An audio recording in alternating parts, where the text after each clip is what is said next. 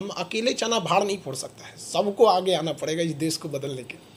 अकेले चना भाड़ तो नहीं फोड़ेगा, लेकिन छिटकेगा तो आँख फोड़ेगा और अपने वजूद का एहसास भी कराएगा। तो यह कहना कि भैया एकला चलो रे भाई, यह मंत्र तो आज भी कारगर है और उसको बढ़िया से। पटना को ही क्यों चुना आपने? पटना को चुने हम इसलिए, पटना में ना जैसे हम शुरू में आए तो एक लगाव हो गया, यहाँ पर बड़ा स्टूडेंट से लगाव हो गया, कुछ यहाँ पर धोखेबाजी भी हुए, मतलब स्टूडेंट्स के साथ। हमने सोचा था कि मतलब एक अच्छा सा सिस्टम बनाया जाएगा, वहाँ लड़के पढ़ेंगे, तो कुछ लोगों को हमने कहा कि भाई आप इस चीज़ को संभालें, वो लोग पैसा लेके भाग गए, तो बहुत सारा धोखेबाजी हुआ, बहुत कुछ हुआ। इस तरह से किया गया था कि जैसे हमको बाहर घर लौटने के लिए भी पैसा नहीं छोड़ा गया मेरे पास। और वास्तविकता है हम पटना इसीलिए रुक गए थे कि हमको जो यहाँ कितना लेके आए थे और कितना बचा? देखिए हम तो बहुत कम लेके आए थे, मतलब नॉर्मल ही ना बराबर लाए थे, लेकिन यहाँ पढ़ाते पढ़ाते लड़कों से जो पैसे हुए फीस ली, हमने सोचा कि लड़कों के लिए एक बेहतर बनाया जाएगा। तो हमने यहाँ के कुछ लोगों को कहा कि भाई आप लोग यहीं के हैं, आपको बेहतर समझ है, आप ये काम परोपकार के लिए कीजिए। वो लोग लड़कों के बजाय अपना परोपकार करते, और हमारे पास इतना कम पैसे छोड़े कि हमारे पास ट्रेन का किराया नहीं था कि घर लौट सके। तो हमने सोचा कि नहीं, हमको कोई यहाँ रोक रहा है, नियति हमें रोक रही है, अब तो नहीं लौटेंगे यहाँ पर, और अब नहीं लौटना है यहाँ से। अब यहाँ यह है मजबूत दृढ़ इच्छा शक्ति। यही वह कारण है कि यह युवा आज राष्ट्रीय फलक पर, यूं कहा जाए कि इंटरनेशनल स्तर पर अपनी पहचान बनाने और लोगों का दिल जीतने में कामयाब हुआ है। तो पैसे नहीं बचे और उसको आपने मान लिया कि प्रकृति रोक रही है कि बेटा संघर्ष कर, जाने की आवश्यकता नहीं है अभी। ये धरती है यहाँ, ये बड़ा बिहार की धरती बड़ा अजीब है। यहाँ पर क्या कहेंगे, यहाँ पे पहाड़ पर्वत बाढ़ समस्याओं का अंबार लगा हुआ है, लेकिन यहाँ एक से एक आपको मिलेंगे जो एक बार ठान लिए तो पहाड़ का सीना चीर देते हैं। यह वही पाटलिपुत्रा की धरती है जब चाणक्य को अपमानित करके निकाला गया था, प्रण ले लिया था, धनानंद तुम्हें बर्बाद कर देंगे, बर्बाद कर दिया उसने। हमें भी इस यहाँ पे आज के वक्त में भी हमारे देश में, देश के कोने कोने में गरीबी, अशिक्षितता, राष्ट्रीयता के अभाव ये बहुत ज़्यादा है। हमने भी प्रण लिया कि हम भी चंद्रगुप्त मौर्य खड़ा करेंगे। चाणक्य ने एक चंद्रगुप्त मौर्य बनाया था, हमें लाखों बनाना पड़ेगा, और आखिरी सांस तक इस चंद्रगुप्त मौर्य को बनाने का काम करेंगे। और हमारा जो खोया हुआ गौरव है, हम अटक से कटक तक जाते थे, म्यांमार से अफगानिस्तान तक एक ही तिरंगा लहराता था। आज वो हम लोग क्यों खो दिए? क्योंकि हमारे में आपसी प्रेम नहीं रहा, वो शिक्षा, वो वेद पुराण जो दुनिया जिससे चली, हम लोग उसको भूल गए। यहाँ पर तो खामियाजा तो भुगतना पड़ेगा। यहाँ पर हमारी संस्कृति सबसे बेहतर थी, लेकिन हम लोग ने आधुनिकता के उसमें आके थोड़ा बिगड़ गए, वर्ग और क्यारियों में बंट गए। छोटी छोटी मानसिकता हमने तय कर लिया, हमारी सीमाएं इतनी ही है। हमें उन पक्षियों से भी सीख लेना चाहिए जिनका कोई नहीं है। जैसे साइबेरियन पक्षी आती हैं पाकिस्तान, अफगानिस्तान, कई देशों से होते हुए, और हमने मान लिया है कि यही हमारी सीमा है। हम तो भगवान से बड़ा शुक्रगुजार करते हैं कि इन पक्षियों में धार्मिक और जाति का झगड़ा नहीं है, वरना आसमान से खून की बारिश होती। इन पक्षियों से हमें सीखना चाहिए जो सरहदें लांघ के इंसानियत के रास्ते पे चलती हैं। रूस के पक्षियों को हमारा राजस्थान शरण देता है बिना किसी वीजा पासपोर्ट के। पक्षियाँ तो कुछ दिन में ख़त्म हो जाएगी। इसी तरह से पोल्यूशन बढ़ता गया। लॉकडाउन में कुछ अनुभव इस तरह का, पर्यावरण का क्या अनुभव हुआ? देखिए लॉकडाउन में ये हुआ कि हम पर्यावरण को सुधार सकते हैं अगर हम अपनी केवल ज़रूरत पे रहें, बट हम ज़रूरत से ज़्यादा शौक़ करने लगे हैं। जहाँ ज़रूर हम किसी चीज़ों को बचा सकते हैं, कंज्यूम कर सकते हैं, लेकिन हम लोग के अंदर वो टेंडेंसी ही नहीं है। बिजली जल रही है, पानी प्रदूषण हो रहा है, शौक़ हो गया। आज एक गाड़ी की जगह हमारा 5 गाड़ी रहना चाहिए, ये शौक़ हो गया। यहाँ पे प्रदूषण करेगा 5 यहाँ पे, ये भी चीज़ें नहीं देख रहे हैं ना। एक मतलब स्टेटस ऑफ मोरल ये लोग लेके जा रहे हैं कि जिनके पास 10 गाड़ी है वही अच्छे। भाई महात्मा गांधी पैदल देश को लांघ दी, सरदार पटेल, भीमराव अम्बेडकर, कहाँ गाड़ी में ये लोग घुमा लोग यहाँ पे। लेकिन हाँ, इन्होंने शिक्षा पे ज़्यादा महत्व दिया, इन लोगों ने शिक्षा पे ज़्यादा महत्व देना चाहिए। क्या किसी दिन साइकिल चला करके भी संदेश देंगे कि इसको भी, जैसे विदेशों में लोग चलाते हैं साइकिल, कई जगह राष्ट्राध्यक्ष भी जाते हैं, माना कि समय का अभाव है, काफ़ी काम है, तो कैसे संदेश दिया जाए? क्योंकि अग्रिम पंक्ति के लोग जो काम करते हैं उसका अनुसरण लोग करते हैं। एक प्रधानमंत्री जैसे गमछा डालते थे तो ऐसे ही एक मफलर बांधते थे, चीफ मिनिस्टर तो मफलर, लोग कोई दाढ़ी रखता था। तो इस परिप्रेक्ष्य में आप क्या कर रहे हैं? जैसे कैसे इनको करेंगे कि देखिए सर, हर व्यक्ति के ना अपनी ज़रूरतें होती हैं। अब जैसे एक मुख्यमंत्री है, बिना वो साइकिल से उसके लिए काम ही नहीं हो सकता है, उसका सुरक्षा भी ध्यान रखना है, हर चीज़ों को ध्यान में रखता है। तो व्यक्ति को अपनी ज़रूरत को हिसाब से देखनी चाहिए। शौक़ और ज़रूरत में बड़ा अंतर होता है। जिसने ज़रूरत को समझा वो ज़्यादा सक्सेस होता है। शौक़ तो इंसान का कभी ख़त्म ही नहीं हो सकता, तो शौक़ पे नहीं जाना चाहिए। व्यक्ति को देखना चाहिए हमारा काम अगर साइकिल से हो जाता है तो साइकिल से। हम लोग भी जब थे, एक वक्त था जब साइकिल से चलते थे, फिर देखे कि नहीं अब साइकिल से नहीं हो पाएगा, टाइम ज़्यादा लग जाता है, बाइक से नहीं हुआ तो भैया अब ज़्यादा गाड़ी से चलना पड़ेगा। तो जैसे स्वतः प्रेरणा से अगर छोटे छोटे काम लोग ऐसे करना शुरू कर देते तो हमें लग रहा है कि पोल्यूशन पर जो प्रदूषित माहौल है, वातावरण है, उसमें हम लोग, और फ्यूल भी उतना नहीं खर्च होता, हम लोग शारीरिक रूप से ठीक भी रहते। ऐसा करना चाहिए। हाँ, इस पर तो करना जरूरी चाहिए। तो फिलहाल पटना की हम कोचिंग में हैं दोस्तों, और यहाँ खान सर के साथ हैं। दोस्तों, और भी कुछ विषयों पर हम बात करना चाहेंगे। जैसे अभी हम लोगों की चर्चा हो रही थी कि न्यायपालिका को भी हम लोगों को सुधारना है, क्योंकि मालिक तो हम लोग हैं। न्यायपालिका के मालिक हैं, कार्यपालिका के मालिक हैं, इनके नेताओं के मालिक हैं, और हमने मान लिया है कि भैया हम कैसे बोलेंगे, हम बोलेंगे तो लोग क्या कहेंगे और हमारा अनिष्ट हो जाएगा। आपके ऊपर भी कुछ मुकदमे दर्ज हुए थे, क्या मामला था? हम लोग देखिए, जब एक बड़ा अजीब विडंबना इस समाज की, आप एक बार नीचे गिर के देखिए, कोई आपको उठाने नहीं आएगा। जरा आप आगे बढ़ के देखिए, पूरा समाज खींचने चला आएगा। उल्टा सीधा में डाल दो 10 मुकदमे इधर उधर, जैसा मन वैसे।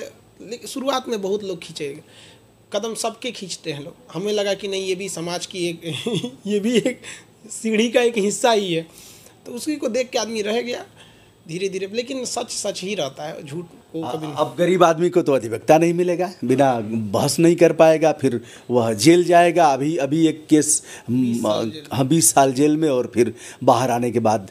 तो ऐसे मामलों में तो कैसे आप अपीयर हुए? अधिवक्ता के माध्यम से, अथवा मजिस्ट्रेट के सामने अपनी बात अपने रखे थे? अधिवक्ता के माध्यम से हम लोग अपीयर हुए थे। तो ये सब, लेकिन जो आपने बात किया कि बहुत से ऐसे लोग हैं जिनके पास वकील नहीं मिल पाते हैं, और हमको पता नहीं क्यों ऐसा फील होता है। मतलब ऐसा, अब हम ये तो ये वकील लोग बताएंगे कि कुछ वकील लोग भी कुछ ज़्यादा लंबा कर देते हैं, क्योंकि उनके लिए भी आय का जरिया वही है। एक मुवक्किल का अगर 1 साल में केस फाइनल हो जाए या 20 साल में हो जाए, तो ओवरऑल में तो फ़ायदा उनका भी है। और कुछ न्यायपालिका में भी बड़ा मतलब लूप होल है। अब शबनम का जो केस है, 7 हत्याएं हैं, और इतने साल से आप झेल रहे हैं उसको। 2012 में दामिनी निर्भया हत्याकांड हुआ, 2012 सबूत गवाह सब कुछ होता है, तो 2020 में फांसी दे रहे हैं। अभी इस साल 2020 में एक लड़की को हरियाणा में, निकिता तोमर को गोली मार दी, CCTV फुटेज में है। उसको किस काम का आपको आपकी न्यायपालिका जी? हाँ, मतलब अब क्या चाहिए आपको? हमको तो लगता है कि अगर कोर्ट में बैठ के भी मर्डर किया जाए ना, तो 10 साल तो आराम से टाइम मिल जाएगा जज साहब के सामने। अब शायद ये बात कंटेम्प्ट टू कोर्ट ना हो जाए। हम अपनी बात वाक और अभिव्यक्ति की स्वतंत्रता का अधिकार है, हम कहेंगे जज साहब से। हम तो चीफ जस्टिस ऑफ इंडिया के सामने बैठेंगे, उनकी औकात नहीं है कुछ। देखिए, कई बार ऐसा हुआ है, लोग कहते हैं खड़े हो जाइए, हाथ खड़े कर दीजिए। आपको किसने अधिकार दिया जज साहब कि हमको खड़ा करेंगे, आप मुर्गा बनाएंगे? तो हमारा फंडामेंटल राइट है। हम और इस पर भी लड़ा जाएगा। बहुत सी लड़ाइयाँ हुई हैं, बहुत हो गई। ये एक हमको अपना पर्सनल ऐसा लगता है कि समाज अब जाग रहा है। जब से डिजिटल हुआ है ना, तो ये जाग रहा है। एक हिस्सा है जो इस डिजिटल मीडिया का इस्तेमाल देश को तोड़ने के लिए कर रहा है। वो एक अलग मानसिकता है, वो लोग हैं, उसको हम नेगलेक्ट करते हैं। पर देश में ये चीज़ जाग रही है, और आने वाले कुछ सालों में हम बहुत बड़ा बदलाव देखेंगे। और जो हम लोग ये झेल रहे हैं ना, न्यायपालिका व्यवस्थापिका, ये सब बनाया किसने था? अंग्रेजों ने। और क्यों बनाए थे? ताकि भारतीयों को दबा के रखा जाए।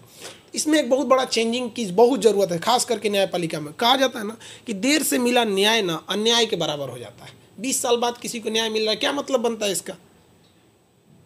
दोस्तों, एक बार हमारे अधिवक्ता ने हमसे कह दिया था कि आप हाई कोर्ट के सामने धरने पर बैठिए।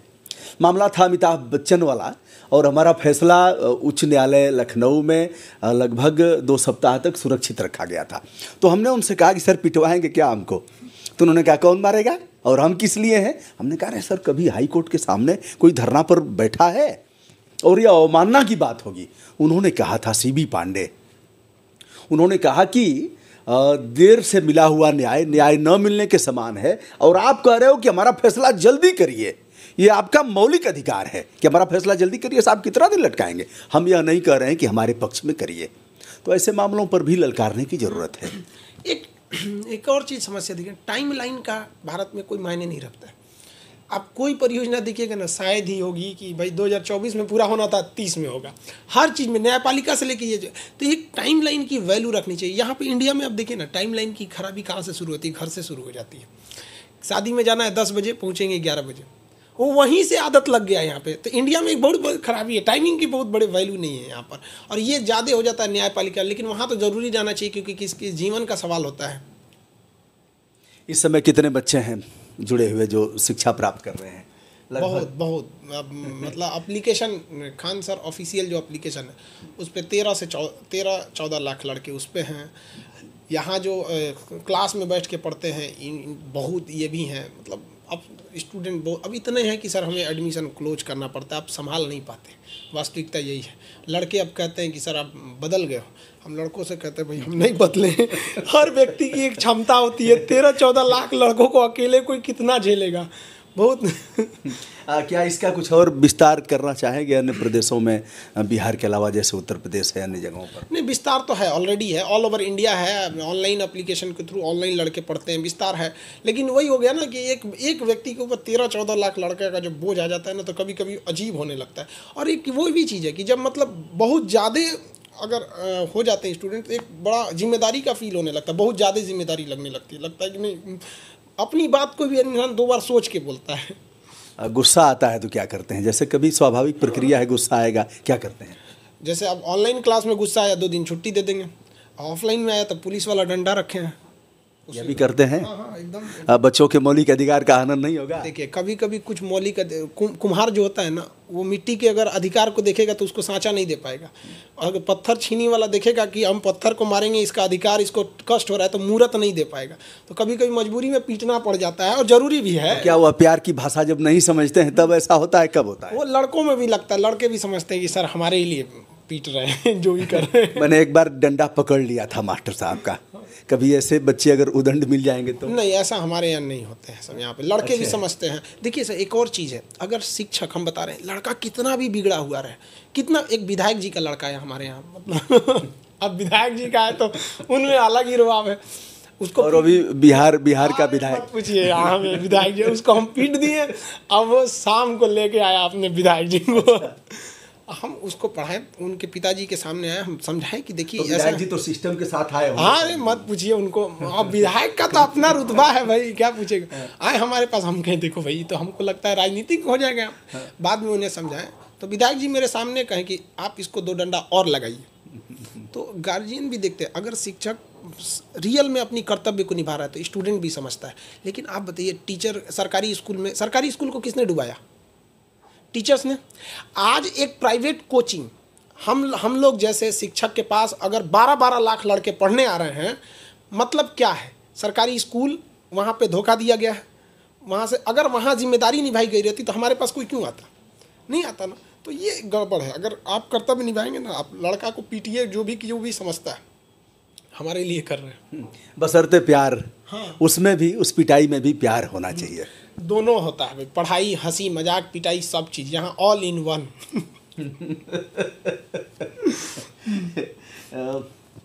कमज़ोर बच्चे आते हैं कभी कभी, और देख करके ही लग जाता है कि बच्चा किस तरह से दबा है और मानसिक रूप से सुसुप्त भावनाएं हैं, कुछ करना चाहता है। उनका सहयोग कैसे होता है?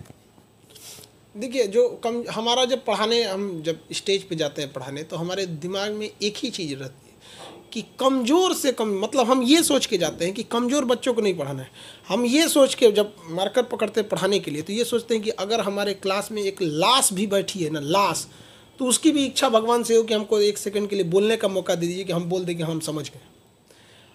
हमारी ये मानसिकता है। कमज़ोर विद्यार्थी कैसे नहीं समझेगा? टीचर के पास तो हर दवा है ना, डॉक्टर को पता है कि सीरियस मरीज को इंजेक्शन देना है, नॉर्मल चल रहा है तो टेबलेट खिला दीजिए। तो हमको हर चीज़ को लेके चलना रहता है वहाँ पर। और हम ये सोचते हैं कि अगर कोई शिक्षक पढ़ा रहा है और डाउट रह गया लड़कों के, तो टीचर का काम है उस डाउट को क्लियर करे, और उसके बाद घर जाके खुद पर मंथन करे कि पढ़ाया कैसे था कि डाउट रह गया। ये बहुत बड़ा चीज़ है। डाउट नहीं रहना चाहिए लड़कों को, कहीं से भी, छोटे से लेके लास्ट तक में कहीं से डाउट नहीं रहना चाहिए। बहुत बड़ी बात कहा कि हमें भी मंथन करना पड़ेगा घर जा कर के कि चूक कहाँ हुई है, और आगे और कैसे बढ़िया तैयारी करके हमको बेहतर परफॉर्मेंस देना है। इस तरह से सोचते हैं आप जा कर के, और बच्चों का चेहरा याद होता है कि यहाँ चूक हुई है। हमको याद है कि हमसे 2016 में भी जो लड़का क्वेश्चन पूछा था, हमारे पढ़ाने के बाद जो टॉपिक में हम पढ़ा दिए, कंप्लीट टॉपिक हो गया, उसके बाद भी वो लड़का अगर सवाल पूछा था, हमको आज भी याद है और हमको आज भी आत्मग्लानि होती है वो लड़का हमसे कैसे पूछ दी। मतलब ये हमारे में गलती रही तो हम नेक्स्ट हमेशा सुधारते रहता। सुधार जीवन का प्रकृति है। अगर किसी व्यक्ति को लगता है कि हम पूर्ण हो गए हैं तो फिर भगवान उठा लेगा उसको, कहेगा चल इधर आ, तो हमारे बराबर हो गया। हम यहाँ हैं जो इस बात का साक्ष्य है कि हम पूर्ण नहीं हैं, हमारे में गलतियाँ हैं। पढ़ाए हुए बच्चे किन किन मुकाम तक पहुँचे होंगे कुछ? अब बहुत ज़्यादा सर, मतलब देखिए हम क्या बताएं, ये कुछ लड़कों की शिकायत भी रहती है कि सर आप बुलाते नहीं हैं, मतलब बाकी जगह में इतने ज़्यादा हैं सर कि किसको संजोग नहीं बन पाता है। पढ़ाना भी है, सब कुछ देखना है, इसी में हर जगह पे अपने अपने जगह पे सेटल है, जो जहाँ है सब खुश हैं। कुछ ऐसी फिल्में जो भीतर तक अपील की होंगी आपके भीतर, कुछ है ऐसा संज्ञान? हाँ, बहुत सी फिल्में हैं, जैसे 3 इडियट हो गई, माझी द माउंटेन मैन हो गया। ये सब फिल्में एकदम मतलब लगती है कि नहीं इंसान सब कुछ कर सकता है, बस एक मार्गदर्शन की ज़रूरत है, एक जुनून की ज़रूरत होनी चाहिए। उमराव जान की यह लाइनें, मुश्किल नहीं है कुछ भी अगर ठान लीजिए, ऐसा चरित्रार्थ हो रहा है खान सर के साथ। और आज हम बैठे हैं, बातचीत हो रही है। बच्चों से क्या संदेश, जैसे वैश्विक रूप से आप उन बच्चों से क्या संदेश देना चाहते हैं जिन्होंने अपना आत्मबल गंवा दिया है? हम नहीं कर पाएंगे, हमसे नहीं होगा, हम कैसे, हमारे समझ में यह बात नहीं आ रही है, हम अब पढ़ नहीं पाएंगे, हम उस मुकाम तक नहीं जा पाएंगे, क्या कहना चाहेंगे? देखिए ऐसा लड़कों की अगर सोचते हैं तो हनुमान जी को देखिए, उनको पता था कि लंका जला देंगे, पहाड़ उठा लेंगे, जामवंत की ज़रूरत। तो हर व्यक्ति अपने आप में बहुत बलशाली है, ज़रूरत एक जामवंत की जो उसे जागृत कर सके। हर लड़का भारत माँ का, इस धरती का ज्वालामुखी है, और वह ज्वालामुखी की अहमियत किसी को तब तक समझ में नहीं आती जब तक वो फटता नहीं है। लड़कों से कहते हैं कि अभी दुनिया बहुत मतलब ताने देगी, अभी कांच हैं चुभते हैं, जिस दिन आईना बनेंगे पूरी दुनिया देखेगी यहाँ पर। और निरंतर पढ़ते रहना चाहिए, निरंतर, कहते हैं लुढ़कते पत्थर पे कभी काई नहीं लगती है। तो ये सबसे ज़रूरी चीज़ है, निरंतरता हमेशा होनी चाहिए यहाँ पर। और डर भी एक ज़रूरी चीज़ है कि तो आजकल लड़कों के अंदर डर नहीं रह गया, पढ़ाई करते सीरियस ही नहीं लेते। एग्ज़ाम का डेट आता है तब कई लड़के पढ़ना चालू कर देते हैं। तो पहले दिन से लास्ट दिन तक डर रहना चाहिए, एक ज़रूरी है। और गार्जियन का भी कहते हैं कि बच्चों को अत्यधिक प्रेम भी गलत है, गार्जियन का भी। लड़कों को भाई आत्मबल कभी नहीं खोना चाहिए। कभी कभी होता है कि गुच्छे की चाबी की आखिरी चाबी भी ताले को खोल देती है, तो वैसे लड़कों को भी निरंतर मेहनत करना चाहिए। क्या पता कब वो चीज़, और पढ़ाई में ये सबसे बड़ा चीज़ क्या है कि लड़का को अगर पढ़ाई भाग रहा है तो समझिए कि वो उसके लिए सफलता का बहुत मतलब वो एकदम सीढ़ी पे, दहलीज पे है। क्योंकि अक्सर देखिएगा ना, जब घाव ठीक होने वाला रहता है ना, बड़ा दर्द करने लगता है, वहाँ पे खुजली होने लगती है, लोग उसको नोच देते हैं लोग। तो बस उसको अगर डर लगने लगा, नहीं हमसे नहीं होगा, हमसे नहीं होगा, वो वहीं भागता है। अरे वो लास्ट दहलीज पे है, बस यहाँ से थोड़ा सा और पढ़ लेगा। जिस दिन पढ़ाई में उसको इंटरेस्ट आ गया ना, फिर वो सब कुछ छोड़ देगा पढ़ाई के लिए। बस इंटरेस्ट जगना चाहिए। इंटरेस्ट जगेगा कैसे? कोई भी चीज़ में इंटरेस्ट सिंपली जग जाता है। जो चीज़ हमें आता है उसमें इंटरेस्ट है, जो चीज़ नहीं आएगा हमें इंटरेस्ट नहीं रह पाएगा उस चीज़ में।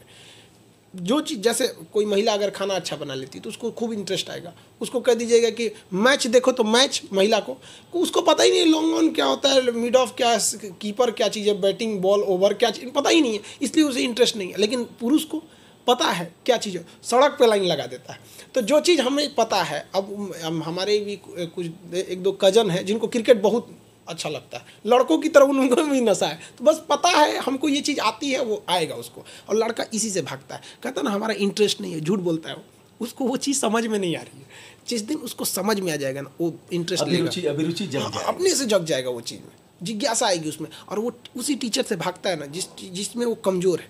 टीचर को भी चाहिए ऐसे बच्चों को मनोबल बढ़ा के, समझा के, एकदम सब नॉर्मल होते हैं लोग। और जितने लड़के कमज़ोर हैं ना, हम तो देखते हैं अक्सर वही इतिहास रखते हैं। मतलब शुरुआत में जिन्हें भगाया गया स्कूल से, भीमराव अम्बेडकर पढ़ने में तो ख़राब नहीं थे, लेकिन क्लास के बाहर बैठाया गया। एल्वा एडिसन बल्ब की खोज की, उनको लोग मजाक बनाते थे लोग स्कूल में। जितने लोग जिस पर ये जग हंसा है, उसने इतिहास रचा है। तो बच्चों को घबराना नहीं चाहिए।